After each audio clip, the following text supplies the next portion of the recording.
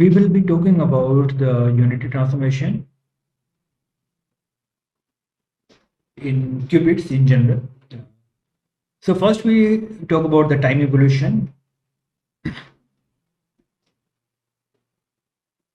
In mixed states, when our system is in a mixed state, represented by a density matrix rho, then how does the time evolution looks like, and what is the how does the Schrodinger equation transforms? So let us say in the beginning, the initial state we have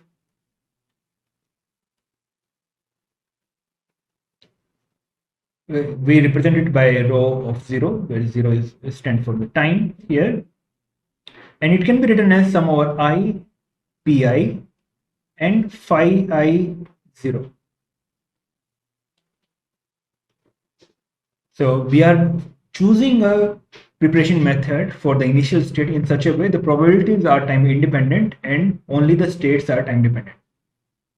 From the pure states, we know that psi of t is given by unitary, which depends on time, psi of 0, where the unitary u of t is given by exponential of minus I times the Hamiltonian times the time over h bar.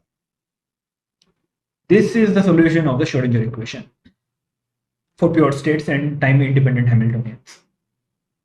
So from here we can say that every individual state phi I will go to phi of t given by u of t acting on phi I of 0. So every pure state in the ensemble will satisfy this time evolution. So we can substitute it and get rho of 0 goes to rho of t, which is given by sum over I, pi, phi I at t, phi I at t. Or we can say that this is equal to sum over I, pi, u, phi I 0, phi I 0, u dagger, or u rho 0, u dagger, where u is time dependent. So this is how the time evolution of a state of a mixed state of an ensemble looks like. If we take the derivative of the density matrix as a function of time with respect to time, then we get du over dt rho 0 u dagger. Rho 0 is time independent, so we get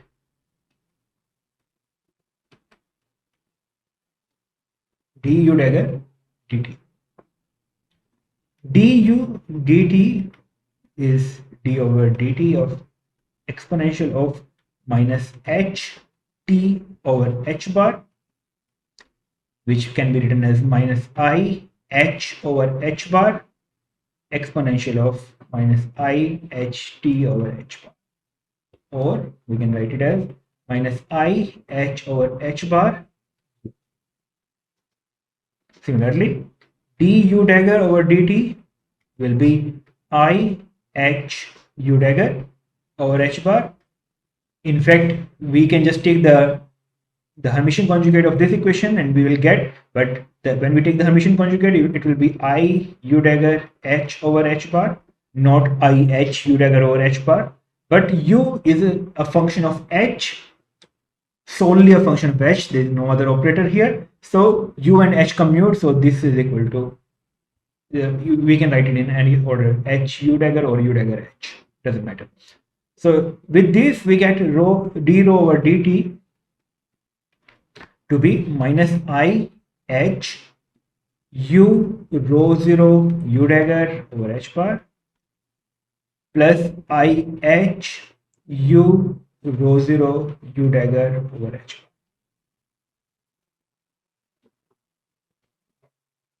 H does not commute with rho, so it has to be here, or we can write it outside, doesn't matter, because h u dagger and h commute, so we can write it in this way.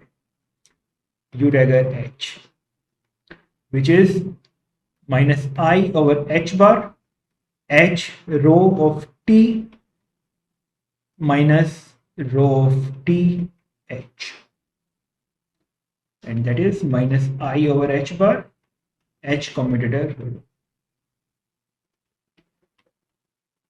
So we started with the time evolution of pure state given by Schrodinger equation, and we derived a equation, dynamical equation of a density matrix. This has a name, it's called von Neumann equation or Liouville equation or von Neumann Liouville equation.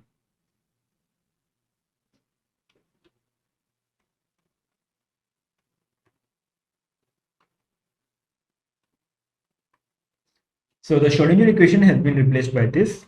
Even if you call it Schrodinger equation, I will not mind, but then it has a name. It's called von Neumann or Liouville equation or von Neumann Liouville equation. So this is the equation which determines the time evolution dynamics of a quantum system where the state is represented by a density operator. Of course, if the density operator itself represents a pure state, then we should retrieve the Schrodinger equation back, and that can be a interesting exercise for anyone who wants to try. Next will be the general unitary operators for qubits, or sometimes they are called gates also, unitary gates.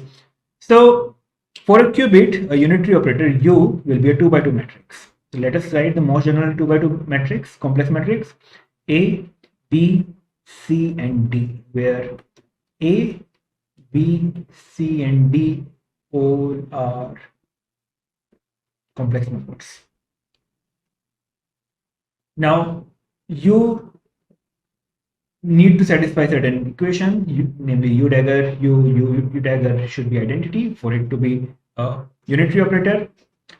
So that will put some restrictions on A, B, C and D, and this is what we want to find out. So there is a simpler way of doing it. We can just multiply this U dagger U and substitute to identity, and there will be some n number of equations on A, B, C, D, which can be solved to find the coefficients A, B, C, D, or at least the restrictions on them. But we can say U is U1, U2. U is a collection of two vectors, where U1 is a two-dimensional vector given by AC, and U2 is a two-dimensional vector given by B and D. Now, one of the conditions is U dagger U is identity. This implies that U dagger is U1, U2, and U1, U2, which will give a matrix in terms of the inner product. So U1 and U2. So U1, U1, U1, U2, U2, U1, and U2, U2. And this is equal to the identity matrix 1, 0, 0, 1. If we compare element by element, then we get U1, U1 to be 1, U2, U2 to be 1. These are the diagonal elements. What does it mean? So U1, U1 inner product is A mod square, B mod square equals 1. C and B mod square plus D mod square equals 1. So it means each of the vectors U1 and U2 are normalized. So A mod square plus B, C mod square is 1, B mod square plus D mod square is 1. Next is U1, U2 is 0, same as U2, U1. So it means U1 and U2 are orthogonal. One can easily see if we choose U1, to be AC, then there is a unique orthogonal vector up to a phase. So that orthogonal vector will be minus C star A star and with a phase exponential of I theta. So this phase does not matter. If we choose these form of U1 and U2, then they are always orthogonal. This yields a matrix U to be AC minus C star exponential of I theta and A star exponential of I theta. So this becomes the most general form of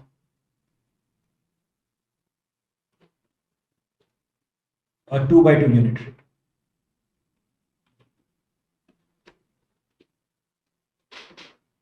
So the set of all the unitaries, 2 by 2 unitaries, they form a group. Group is not just a group, it's a mathematical structure with certain rules defined over it. It's more like linear vector space, but slightly more number of rules on it. So unitary, this 2 by 2 unitaries form a group called U2. Now we can see that this U can also be written as the exponential of I theta over 2, A exponential of minus I theta over 2, B exponential of minus I theta over 2, minus C exponential of I theta over 2, and A star exponential of I theta over 2.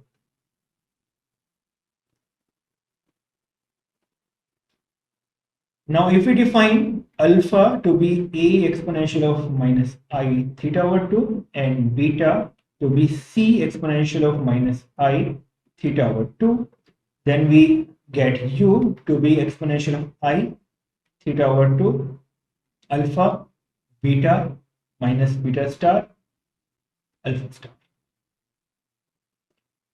So it's a phase times a matrix. And what is this matrix? Let's call it W. So we get exponential of I theta over 2 times W. We can check W is also unitary with one additional property, that determinant of W is 1. Such unitary operators with determinant 1, 2 by 2 unitaries with the determinant 1, they form a group, another group, which is called SU2. Special unitary 2 by 2. Special unitary and 2 by 2. So special unitary 2 by 2 group is the group of all the unitary 2 by 2 unitaries with determinant 1. So the difference between U2 and SU2 is the phase exponential of I theta. So any U2 element can be written as some phase times SU2. So we will be using U2 and SU2 interchangeably unless specified explicitly. So that's the most general set of unitaries we have.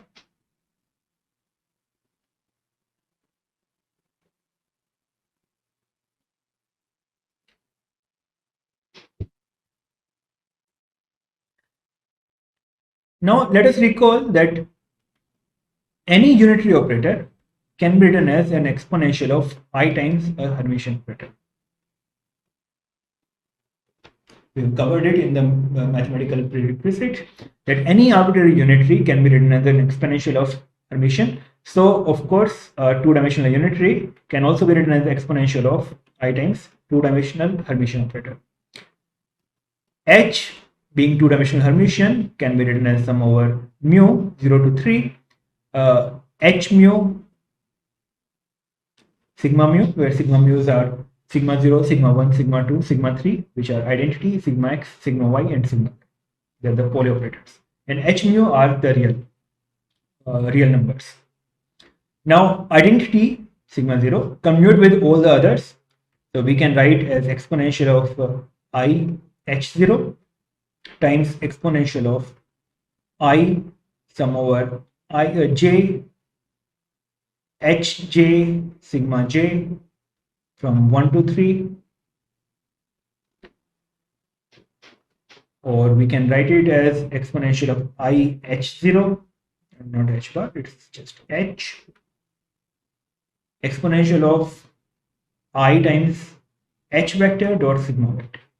H dot sigma vector is just hj sigma j sum over j. And this is an exercise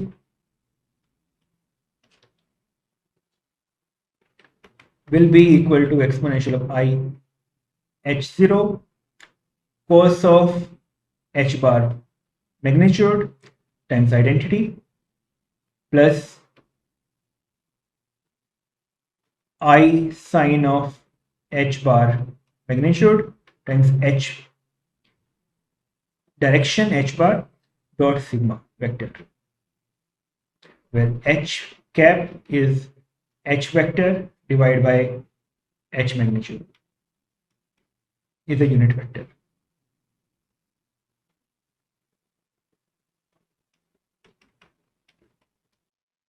So in that way, we can write a unitary 2 by 2 unitary in terms of the Hermitian operator. Hermitian operator can be decomposed into sigma matrices, and then we can find this simple form of a unitary operator in terms of sigma matrices.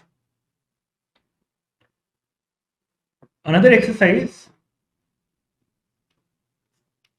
is prove that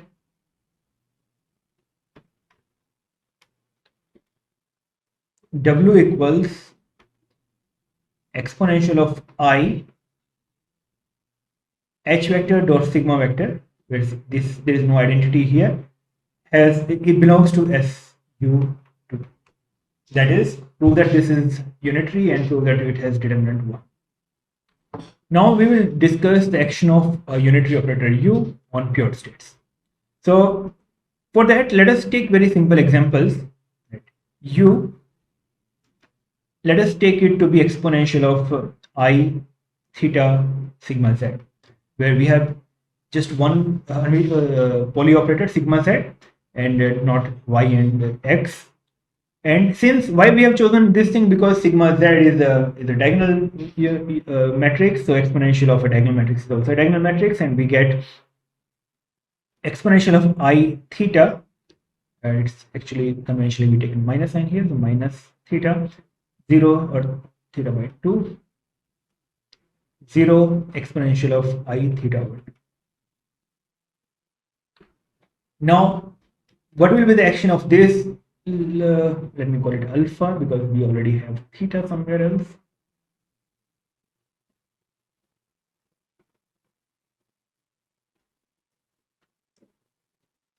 So if our state psi is written in terms of cos theta over 2, sin theta over 2, exponential of y phi. This is the canonical form of the state, pure state psi. Now, what is the action of u on psi? That will be cos of theta over 2, exponential of minus I alpha over 2, and sine of theta over 2, exponential of I phi plus alpha over 2.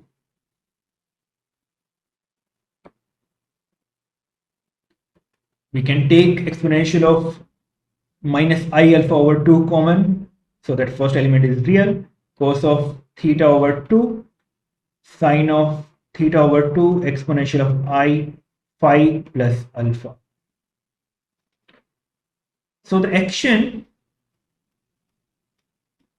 of u, which was exponential of I alpha over 2 minus I sigma z, is to perform the following transformation: theta goes to theta and phi goes to phi plus alpha. Later on, it will be revealed that this is equivalent to rotation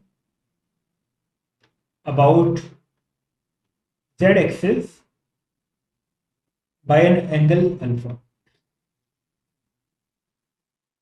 Similarly, we can choose a unitary u, let's put a subscript y, which is exponential of minus I theta sigma y.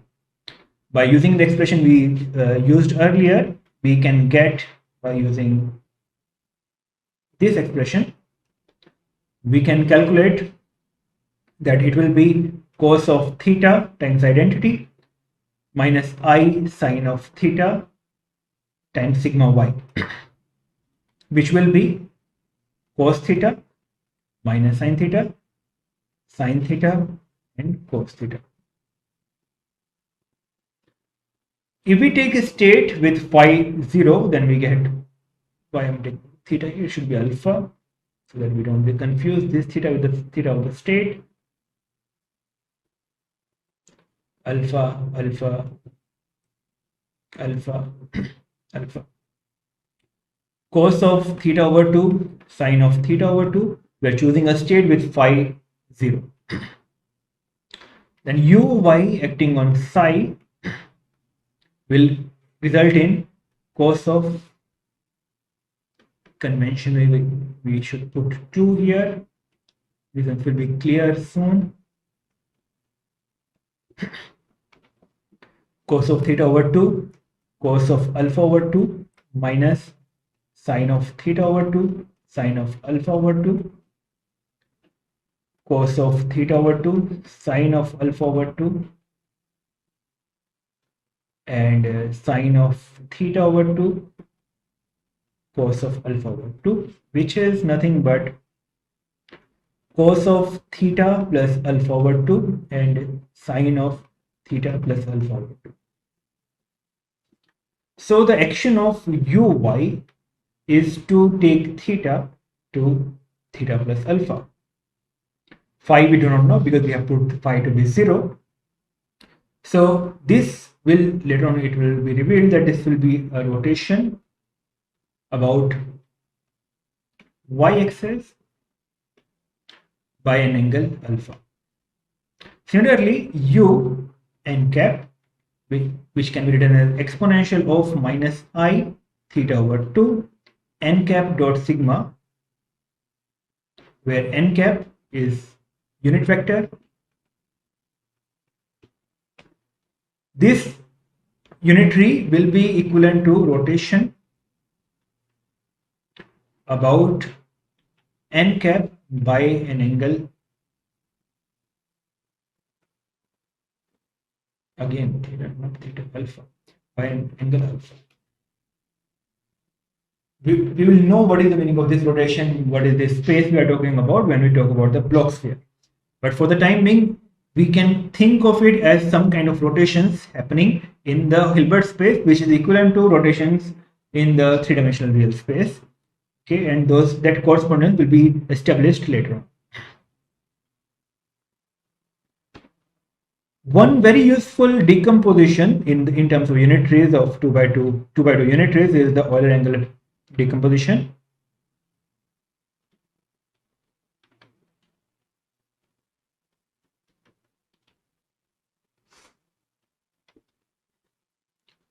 So here we start with a unitary, an arbitrary unitary, which I recall as alpha beta minus beta star alpha star. This is the SU2. We take only SU2. We have seen that U2 is just a phase time SU2. So once we know the decomposition of SU2, the decomposition for U2 should not be very difficult to find. So this unitary can be decomposed as unitary about Z with some angle alpha or delta, unitary about Y with angle eta, gamma, let me call it theta 1, theta 2, and unitary about Z, theta 3. Let me repeat that an arbitrary unitary SU2 can be decomposed as a unitary which is rotation about Z, a rotation about Y, and rotation about Z with some angles theta 1, theta 2, and theta 3. This is not a mistake or a typo that the first and the third unitaries are about Z and second one is about Y. It can also be Y, Z, Y, of course the theta will change, or Y, X, Y, or any two sigma matrices, the directions we can choose out of 3. So we take U to be alpha which is a exponential of I theta, and beta, which is b exponential of I gamma, minus beta star and alpha star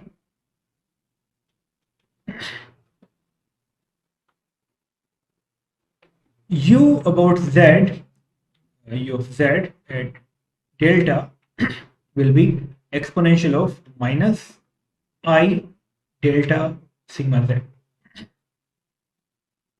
which is exponential of minus I delta 0 0 exponential of I delta.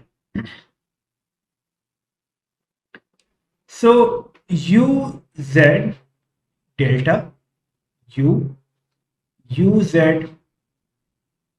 eta, let us calculate this, and it will be exponential of minus I delta 0 0 exponential of I delta,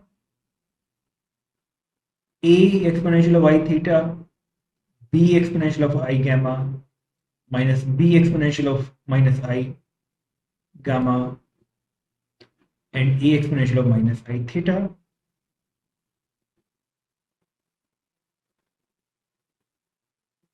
e exponential of minus I eta 0 0 e exponential of I eta. When we take the product, it will be a exponential of I theta minus delta minus eta, minus b exponential of minus I gamma plus delta minus eta, b exponential of I gamma plus delta minus eta, and a exponential of minus I theta minus delta minus eta. Our aim is to show that for some choice of delta and eta, this whole matrix can be made real. And why do we want to do that? Because we have seen earlier that the rotation about y is a real matrix. That is, it's a real matrix. For whatever value of alpha we want, it will always be a real matrix. So we want to choose delta and eta in such a way this product of three matrices is real. To make it real, the phases should vanish. We can see that this is one phase and it's the negative of that phase. This is one phase and it's the negative of that phase. So it means we need to make only two phases 0, which is theta minus delta minus eta is 0, and gamma plus delta minus eta is 0.